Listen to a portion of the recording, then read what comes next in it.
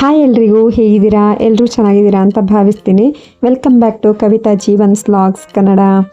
ಹಾಗೆ ನನ್ನ ವಿಡಿಯೋನ ಯಾರಾದರೂ ಫಸ್ಟ್ ಟೈಮ್ ನೋಡ್ತಾ ಇದ್ದರೆ ಹಾಗೆ ಸಬ್ಸ್ಕ್ರೈಬ್ ಮಾಡ್ಕೊಂಡು ನೋಡಿ, ಹಾಗೆ ಬೆಲ್ ಐಕಾನ್ನ ಕ್ಲಿಕ್ ಮಾಡಿ ಅಂತ ಹೇಳ್ತಾ ಇವತ್ತಿನ ವಿಡಿಯೋನ ಸ್ಟಾರ್ಟ್ ಮಾಡೋಣ ಅಂತ. ಇವತ್ತು ನನ್ನ ಪಾಪುಗೆ ಇದು ಕ್ಷೌರ ಮಾಡಿಸ್ಬೇಕಿತ್ತು, ಅಂದರೆ ಮುಡಿ ಕೊಡೋ ಶಾಸ್ತ್ರ ಅಂತ ಹೇಳ್ತಾರಲ್ಲ, ಅದು ಮಾಡಿಸ್ಬೇಕಿತ್ತು.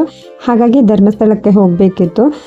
ಇದು ನಾವು ಮಾರ್ನಿಂಗ್ 5:30 ಹಂಗೆ ಇದು ಮನೆ ಬಿಟ್ಟಿದ್ವಿ, ಅಂದರೆ ನಮ್ಮ ಹಸ್ಬೆಂಡ್ ಅವರ ಫ್ರೆಂಡ್ ಮನೆಗೆ ಹೋಗಿದ್ವಿ. ಅಲ್ಲಿಂದ ನಾವು ಧರ್ಮಸ್ಥಳಕ್ಕೆ ಹೋಗಿರೋದು.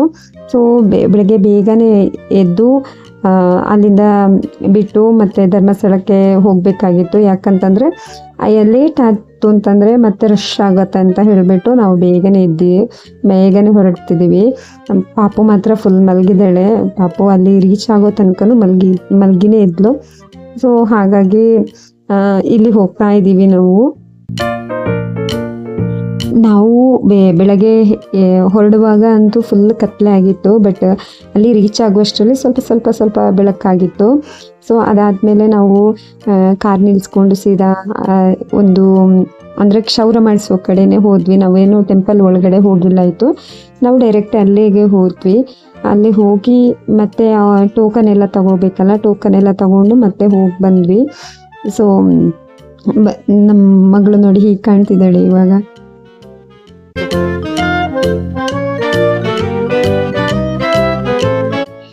ನಾವು ಹೋಗುವಾಗಲೇ ತುಂಬ ಕ್ಯೂ ಇತ್ತು, ಅಂದರೆ ಗೌರ್ಮೆಂಟ್ ಹಾಲಿಡೇ ಬೇರೆ ಆಗಿತ್ತು ಅವತ್ತು.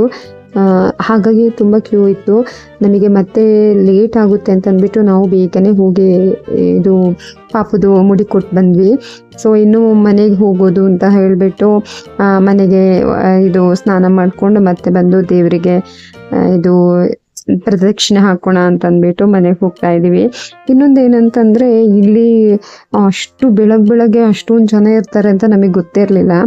ಬಟ್ ನಾವು ಬೇಗನೆ ಬಂದಿದ್ವಿ. ಸೊ ಹಾಗಾಗಿ ಬೇಗ ಬಂದಿರೋದಕ್ಕೆ ಏನೋ ಟೋಕನ್ ಎಲ್ಲ ತಗೋಬೇಕಲ್ಲ ಬೇರೆ, ಹಾಗಾಗಿ ಬೇಗನೆ ಬಂದಿದ್ವಿ.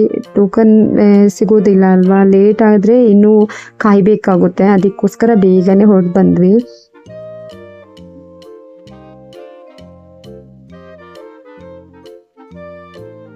ಇಲ್ಲಿ ನಾವು ಮತ್ತೆ ರಿಟರ್ನ್ ಹೋಗ್ತಾ ಇದ್ದೀವಿ. ಸ್ನಾನ ಮುಗಿಸ್ಕೊಂಡು ಮತ್ತೆ ಬಂದು ದೇವರಿಗೆ ಪ್ರದಕ್ಷಿಣೆ ಹಾಕಬೇಕಲ್ಲ, ಅದಕ್ಕೋಸ್ಕರ. ಮತ್ತು ಇನ್ನೊಂದೇನೆಂದರೆ ನಾವು ಏನು ಹರಕೆ ಹೊತ್ಕೊಂಡಿರಲಿಲ್ಲ ಆಯಿತು ಇಲ್ಲೇ ಹೋಗಬೇಕು ಅಂತ. ಬಟ್ ನಮಗೆ ಇಲ್ಲಾದರೂ ಓಕೆ, ಧರ್ಮಸ್ಥಳ ಆದರೂ ಓಕೆ, ಅಥವಾ ಸುಬ್ರಹ್ಮಣ್ಯ ಆದರೂ ಓಕೆ ಅಂತೆಲ್ಲ ಇದ್ದಿದ್ದು. ಸೊ ನಮ್ಮದ್ರಲ್ಲಿ ನಮ್ಮ ಹಸ್ಬೆಂಡ್ ಕಡೆ ಇದೆ ಅಷ್ಟೇ, ಎಲ್ಲಾದರೂ ಇದು ಮುಡಿ ಕೊಡಬೇಕು ಅಂತ. ಅದಕ್ಕೋಸ್ಕರ ನಾವು ಇದು ಇಲ್ಲೇ ಬಂದಿದ್ವಲ್ಲ, ಹಾಗಾಗಿ ಧರ್ಮಸ್ಥಳದಲ್ಲೇ ಕೊಟ್ವಿ ಅಷ್ಟೇ.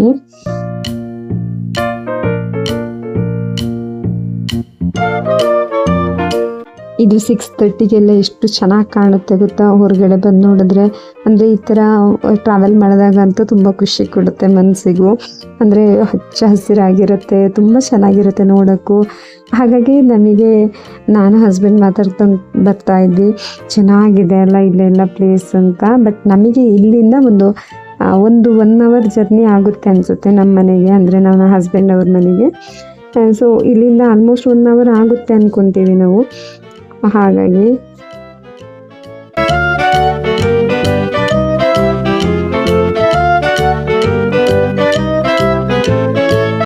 ಇನ್ನೊಂದೇನೆಂದರೆ ಈ ಮಳೆಗಾಲದಲ್ಲಿ ಶಿರಾಡಿ ಘಾಟಿ, ಬಿಸಿಲೆ ಘಾಟಿ ಅಂತ ಹೇಳ್ಕೊಂಡು ಬರೋದು ಕಷ್ಟನೇ. ಚಾರ್ಮಾಡಿ ಘಾಟಿ, ಶಿರಾಡಿ ಘಾಟಿಯಲ್ಲಿ. ಯಾಕಂತಂದರೆ ಅಲ್ಲಿ ಯಾವಾಗಲೂ ನೋಡಿದ್ರು ಗುಡ್ಡ ಕುಸಿತ ಆಗ್ತಾನೆ ಇರುತ್ತೆ. ಸೊ ತುಂಬ ಕೇರ್ಫುಲ್ಲಾಗಿ ಬರಬೇಕು ಬಂದರೆ ಮಾತ್ರ.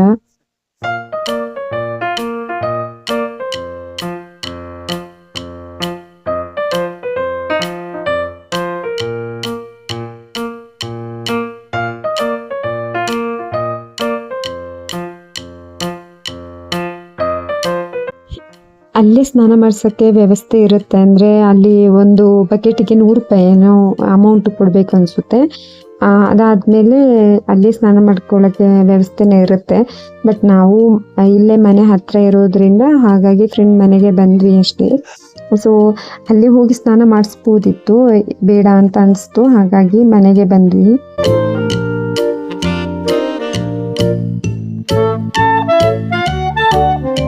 ಇಲ್ಲಿ ವಿನುತಾ ಅವರ ಅಪ್ಪ, ನನ್ನ ಪಾಪು ಹಾಗೆ ಹಸ್ಬೆಂಡ್ ಎಲ್ಲ ಮಾತಾಡ್ತಾ ಇದ್ದಾರೆ.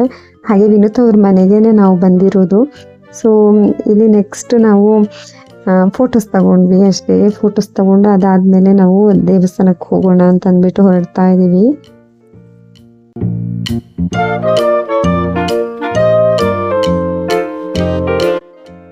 ನಾವಾಗ ಬಂದಾಗ ಯಾವ ಅಂಗಡಿಗಳು ಓಪನ್ ಆಗಿರಲಿಲ್ಲ, ಬಟ್ ಇವಾಗಂತೂ ಎಲ್ಲ ಅಂಗಡಿಗಳು ಓಪನ್ ಆಗಿದೆ, ಹಾಗೆ ರಶ್ ಆಗಿದೆ.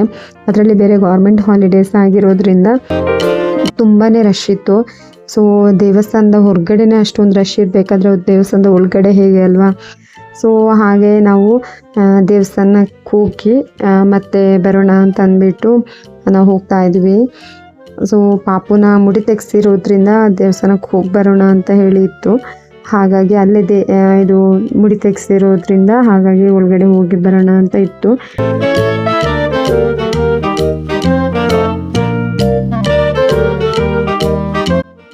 ದೇವಸ್ಥಾನ ಅಂತೂ ತುಂಬ ರಶ್ ಇತ್ತು ಆಯಿತಾ.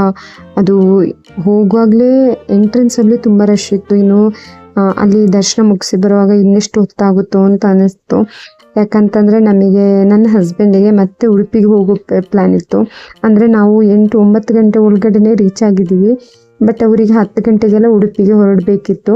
ಬಟ್ ಅಲ್ಲಿ ತುಂಬ ರಶ್ ಇರೋದ್ರಿಂದ ನಮಗೊಂದು 3 ಅವರ್ಸ್ ಆದರೂ ತಗೊಳ್ಬೋದು ಅಂತ ಅನಿಸ್ಬಿಟ್ಟಿತ್ತು, ಅಷ್ಟು ರಶ್ ಇತ್ತು. ಹಾಗಾಗಿ ನಾವು ದೇವಸ್ಥಾನದ ಒಳಗಡೆ ಹೋಗಿರಲಿಲ್ಲ, ಹೊರಗಡೆಯಿಂದಲೇ ನಾನು ದೇವರನ್ನ ಕೈ ಮುಕ್ಕೊಂಡು ಇದು ಕಾಣಿಕೆ ಹಾಕಿಬಿಟ್ಟು ಬಂದ್ವಿ ನಾವು.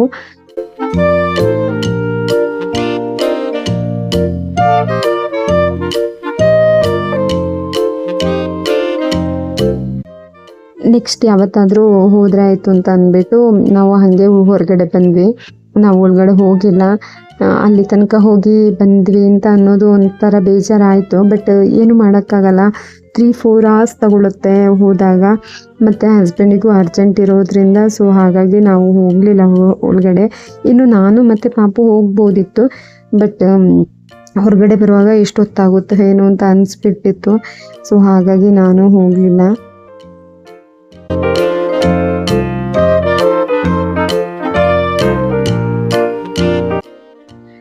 ಇಲ್ಲಿ ನಾವು ರಿಟರ್ನ್ ಮನೆಗೆ ಹೋಗ್ತಾ ಇದ್ದೀವಿ, ಅಂದರೆ ನನ್ನ ಹಸ್ಬೆಂಡ್ ಅವರ ಮನೆಗೆ ಹೋಗ್ತಾ ಇದ್ದೀವಿ ನಾವು. ಸೊ ಅಲ್ಲಿಂದ ಮತ್ತೆ ಹೋಗ್ಬಿಟ್ಟು ಮತ್ತೆ ನೆಕ್ಸ್ಟು ಏನು ಪ್ಲ್ಯಾನ್ ಇದೆಯೋ ನೋಡೋಣ ಅಂತಂದ್ಬಿಟ್ಟು ಹೋಗ್ತಾ ಇದ್ದೀವಿ. ಸೊ ನಾವೆಲ್ಲ ಮಾತಾಡ್ಕೊತಾ ಇದ್ವಿ ಹೀಗೇ. ನಾವು ಎಂಥ ಅಂದರೆ ದೇವಸ್ಥಾನದ ಒಳಗಡೆ ಹೋಗೋಕ್ಕಾಗಲಿಲ್ವಲ್ಲ ಅಂತೇಳಿ ಮಾತಾಡ್ಕೊತಾ ಇದ್ವಿ. ಬಟ್ ಈ ಥರ ದಿನಗಳಲ್ಲೆಲ್ಲ ಹಾಗೆ ಆಗುತ್ತೆ ಅಂತ ಅವರು ಹೇಳ್ತಾಯಿದ್ರು ನೂತನಣ್ಣನು.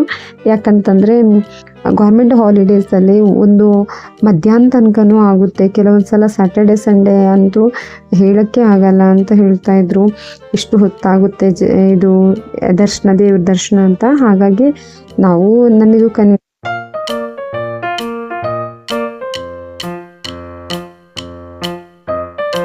ಆಗುತ್ತೆ ಯಾವಾಗಲೂ. ಅಂದರೆ ಗೌರ್ಮೆಂಟ್ ಹಾಲಿಡೇ ಇರುತ್ತೆ, ಮತ್ತು ಸ್ಯಾಟರ್ಡೆ ಸಂಡೇ ಆಮೇಲೆ ಈ ಥರ ಎಲ್ಲ ಇದ್ದಾಗೆಲ್ಲ ದೇವಸ್ಥಾನದ ಒಳಗಡೆ ಹೋಗೋಕ್ಕೆ ಆಗಲ್ಲ, ಅಷ್ಟು ರಶ್ ಇರುತ್ತೆ. ಇನ್ನು ನಾವು ನಮ್ಮ ಊರ ಕಡೆಯವರು ಹೋಗೋದಕ್ಕಿಂತ ಜಾಸ್ತಿ ಬೇರೆ ಊರಿನವ್ರು ಬರೋದೇ ಜಾಸ್ತಿ ಅಲ್ವಾ ಧರ್ಮಸ್ಥಳಕ್ಕೆಲ್ಲ, ಹಾಗಾಗಿ ಇನ್ನೂ ರಶ್ ಇರುತ್ತೆ.